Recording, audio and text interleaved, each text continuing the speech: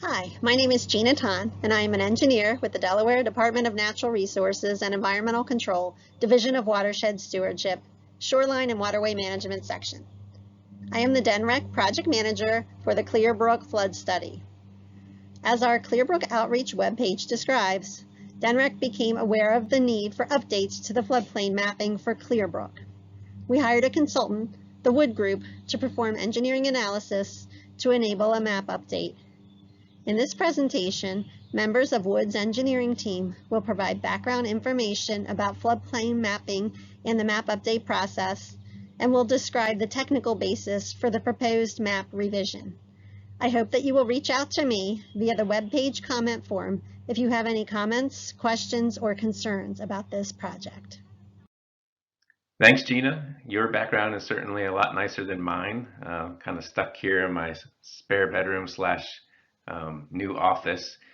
And I apologize for the production value. I haven't recorded a lot of videos on a PowerPoint presentation before, but that's the situation that we're in. So my name is Matt Breen. I'm a professional engineer with the Wood Group, and along with my colleague Pratik Pathak, also a professional engineer, we plan to discuss the purpose, results, and potential impacts of an ongoing flood study update for Clear Brook in Sussex County, Delaware.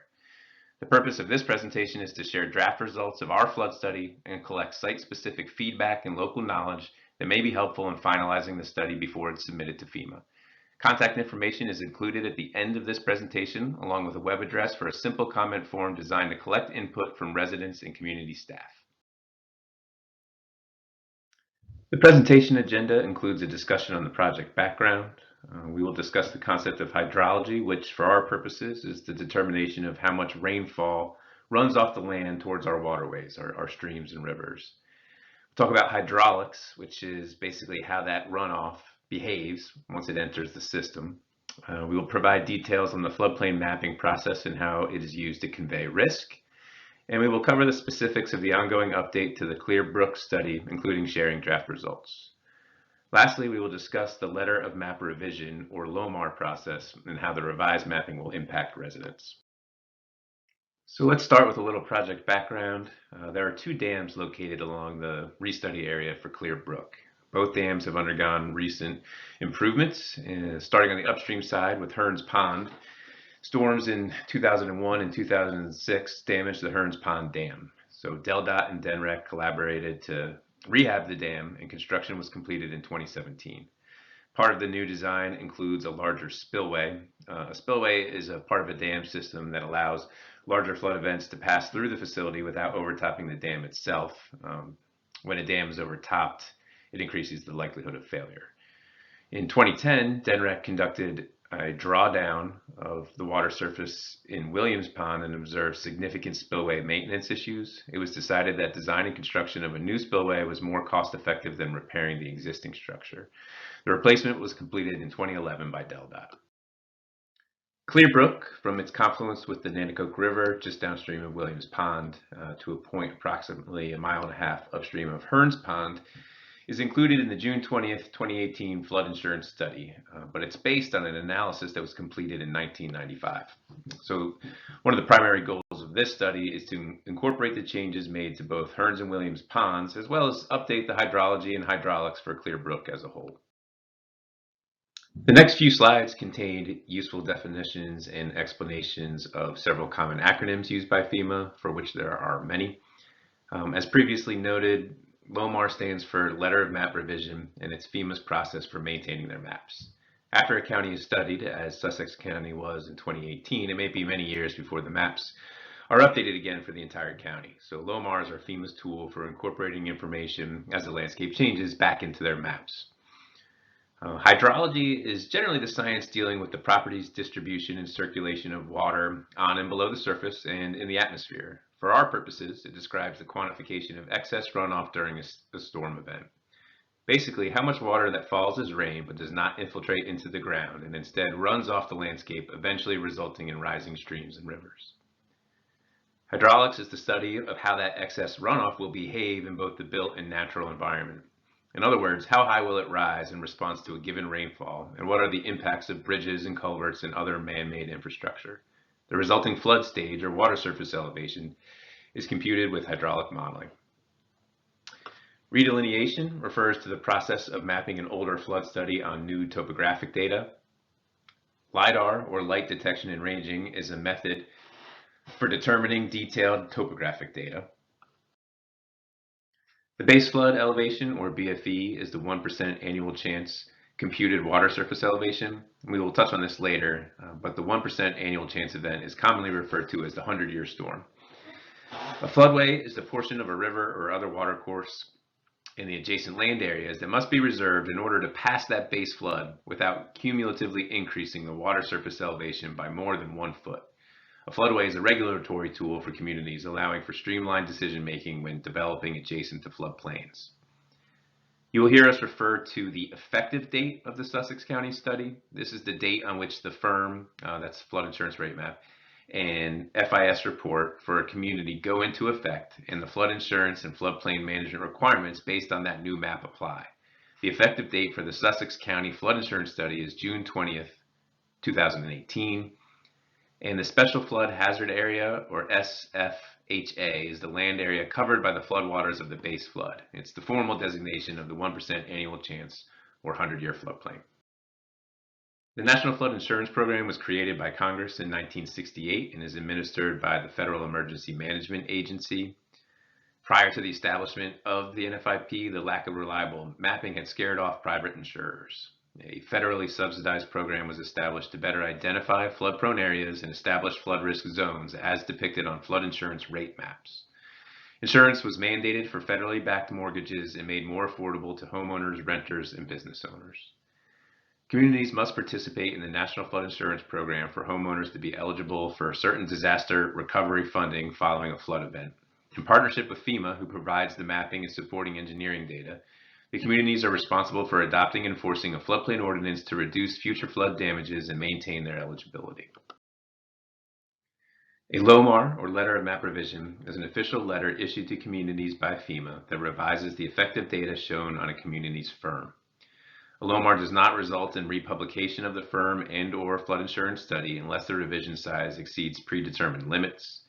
A LOMAR is a tool for FEMA and communities to update firms due to land development or to reflect more up-to-date or detailed information than was used in the original study.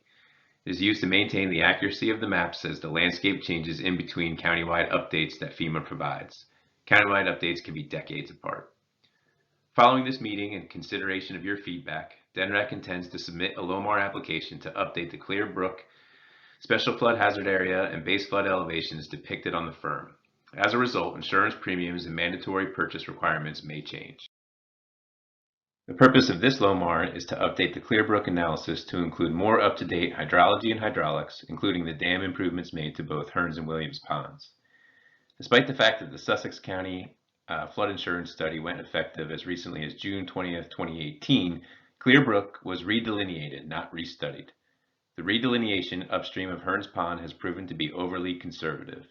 The nature of a redelineation is that the previously computed water surface elevations are mapped on better topography, but the special flood hazard area upstream of Hearns Pond expanded dramatically. This, in addition to the previously discussed dam projects, are the main reasons that DNREC is pursuing this LOMAR. Once approved, the LOMAR will update the regulatory flood insurance rate map, and insurance premiums or mandatory purchase requirements may change. This graphic depicts the hydrologic cycle. The Clear Brook hydrologic restudy is a determination of how much precipitation in the form of rainfall will run off the watershed, eventually arriving to the stream itself as a flood event. The regulatory flood has a 1% chance of occurring in any given year, referred to as the 1% annual exceedance probability, or AEP. The 1% AEP was set as the threshold to protect the public but not be overly stringent with respect to development near potential flooding sources, both riverine and coastal. We measure flows in cubic feet per second, or CFS, which is a volume of 1 cubic foot of water flowing every second. To help visualize, 1 CFS is equivalent to nearly 450 gallons per minute. The flow rate of a kitchen sink is 2 gallons per minute, and the flow rate of a fire hydrant is roughly 600 gallons per minute. The results of the current study are presented in the table. It summarizes the 1% AEP inflow and outflow to each dam. By design, the dam will attenuate discharges in the downstream direction because it stores water behind the dam and controls the release. The 1% AEP has a 1 in 100 chance of being equaled or exceeded in any 1 year, and it has an average recurrence interval of 100 years, commonly referred to as the 100-year flood. FEMA has moved away from using the 100-year flood as a description as it can provide a false sense of security. Please note that different 1% annual chance or 100-year floods can occur within weeks of one another or be separated by hundreds of years.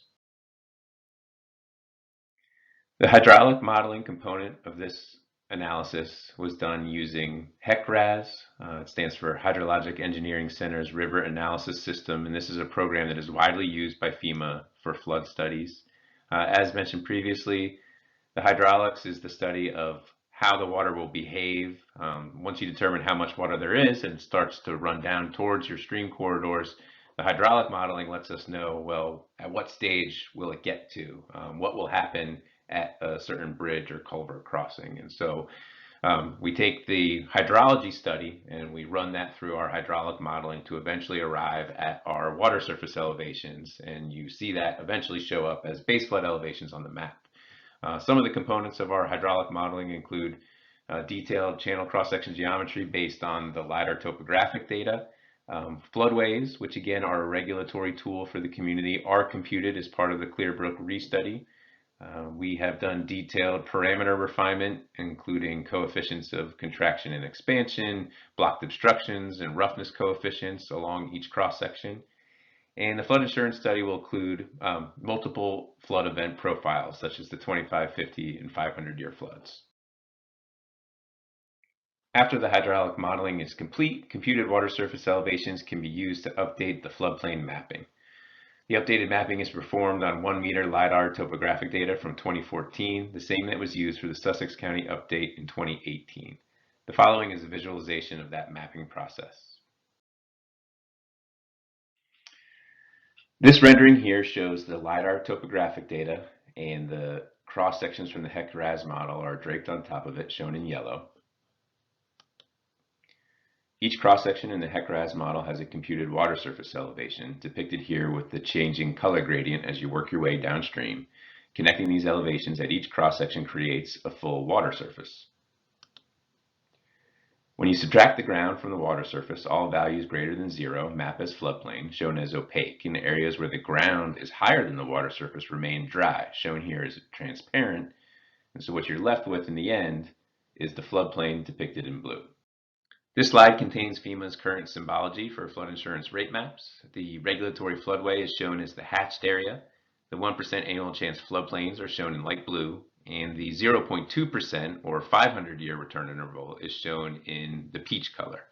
Of note, base flood elevations are being phased out in favor of labeling modeled cross sections with precise water surface elevations, which is you see depicted at the bottom of the slide. For those familiar with firms, BFEs used to be shown as the squiggly lines perpendicular to the direction of flow, and they were labeled with whole foot water surface elevations, but this is more precise. This is an example of the updated mapping in Sussex County, showing both approximate and detailed floodplains known as Zone A and Zone AE respectively, as well as the mapped floodway, which again is the hatched area and generally associated with Zone AE areas. I'm going to hand it over now to Pratik, who's going to walk through the specifics of the Clear Brook study, what we did, and what some of the draft results are. Thanks. Hello, my name is Pratik Pathak and I'm a professional engineer with Wood Group. I will be presenting the results of the Clear Brook study. The study extends from its confluence with Nanticoke River just downstream of Clear Brook right over here and continues up through Williams Pond. It continues along the corridor between the two ponds and also includes Horns Pond right over here and ends where the current effective study ends, right at Cannon Road, which is right over here. This slide captures the hydrology model results. On the left are the inflow and outflow for Horns Pond at the top and Williams Pond below, and on the right are the base flood elevations for Horns Pond at the top and Williams Pond below. You may recognize the shape of these hydrographs as they depict the same flattening the curve phenomena associated with COVID-19. While not as pronounced as the outrage associated with the pandemic, a pond will flatten or reduce the peak and generally delay it and draw it out over a longer period of time. One important thing to notice in the slide is that both of these dams attenuate peak flows or flatten the curve by providing some flood control by reducing flows downstream. As you can see in both of these plots for Horns Pond and Williams Pond, the inflow, this is the inflow in the blue and this is the inflow in the orange, and there is that reduction in peak flow as a result of that dam. On the right, you can see the base flood elevations for Horns Pond at the top and Williams Pond below over the period of time, and the maximum base flood elevation for Horns Pond is around 28 and for Williams Pond is around 10. This table shows the comparison between the current study and the effective study. The discharges are significantly higher than what was computed in the 1995 study. As you can see, this is the effective study discharge and this is the study that we conducted, and this is the inflow discharge and this is the outflow from the dam both at Horns Pond and Williams Pond. One of the reasons that can be attributed to the increase is the fact that the previous study used regression equation to compute the discharges and our study used a more detailed method on a smaller scale. Also, over the course of time, the watershed characteristics, for example land use, changes, which results in increase in discharge. Our results compared favorably with the design computations for the dam rehabilitation projects. The restudy was needed to analyze the impacts of the updated hydrologic analysis to ensure that the risk is properly conveyed. This shows the study area in full. First, we'll focus on Williams Pond. DNREC has provided mapping for everyone to view on their website, and the web address is included at the end of the presentation. The mapped floodplain here is very similar to the current effective depiction, although the BFEs has increased from 9 foot to 10 foot NFVD. In contrast, as we focus in the area upstream of Horns Pond, the draft floodplain is in red and is significantly more narrow than the effective floodplain shown in blue. The BFE has decreased from 31 to 28 foot. The Brook study can be broken into 3 separate sections: upstream of Horns Pond, between Horns and Williams Pond, and Williams Pond. For residents upstream of Horns Pond Dam, BFEs have decreased, as have standard flood hazard areas. Between Horns and Williams Pond, one structure immediately downstream of Horns Pond is newly mapped in the draft standard flood hazard area. Otherwise, mapped impacts are minimal.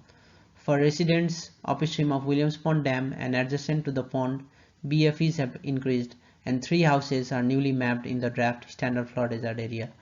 We also analyzed lomas around Williams Pond and Horns Pond Dam. Around Williams Pond, we analyzed 2 lomas, out of which one was newly mapped and the other one was out of the floodplain. Around Horns Pond, most of the lomas we analyzed are out of the floodplain. Thanks, Pratik. Just a few more slides here to go through the details and the timeline on the LOMAR process. So the LOMAR turnaround time is typically between 6 and 12 months if there are no appeals. That turnaround time does include a 90-day appeal period, which is for anybody to challenge the results based on technical data. And then there's a separate 120-day waiting period between the issuance of the letter and the effective date. So the next steps, first we will review all of the comments received through the webpage comment form by May 31st. At that point, Wood will revise the draft mapping if needed based on those comments and submit the LOMAR to FEMA by June 30th, so a month after that. The LOMAR review by FEMA may take somewhere between 6 to 9 months, and eventually they will make a determination and the LOMAR letter will be issued. Following the issuance of the letter, there will be 2 newspaper publications about 7 days apart from one another, and after the second newspaper publication, that begins the 90-day appeal period, and that again is a time where you can challenge the results using more technical information.